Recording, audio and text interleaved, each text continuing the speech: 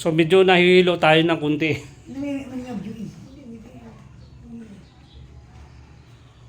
Oh. Oh. Nahilo na. Nahilo. Pinawis na ng kunti.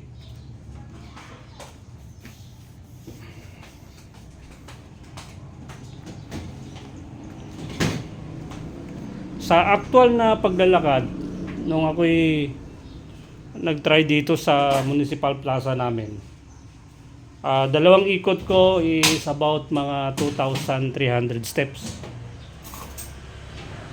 So more or less yung distance na yon sa bawat ikot ay I think mga dyan sa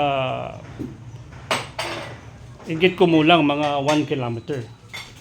Dito naman sa treadmill na ginamit natin, 1.7 kilometer yung distance na naka-record dito. Together with the speed na 5 kilometer per hour yung speed ko. Within 31 minutes. So 31 minutes. And that 31 minutes ay dalawang ikot na rin din natin yan.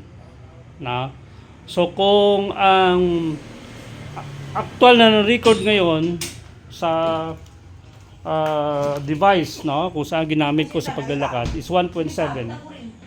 So git kumulang more or less mga 800 meters yung isang oval. So ganun yung analysis natin, At napakaganda dahil mami-measure na rin din natin at the same time yung ating calories na burn ay git kumulang in the record 100 more than calories now burn with that 31 minutes walking and with a distance of 1.7 kilometer and with a speed of 5.0 kilometers per hour. So ganyan. So ngayon patuloy tayong nagpapawis. Ayan.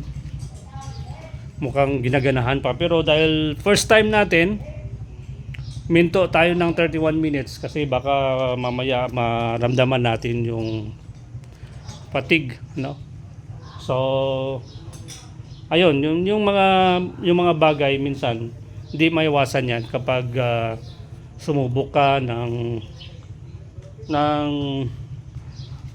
lampas sa limit mo dahil first time mo. So ganyan. So guys, thank you for watching at patuloy kong ito gagawin more or less kung hindi tayo magkaroon ng busy sa mga activities natin.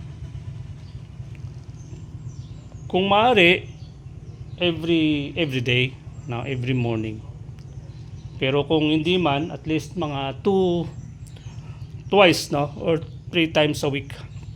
Okay na din yan. Dahil sa actual, mahirap din kunin yung yung daily na exercise na at least once a week. Once every day. Mahirap yun. Okay.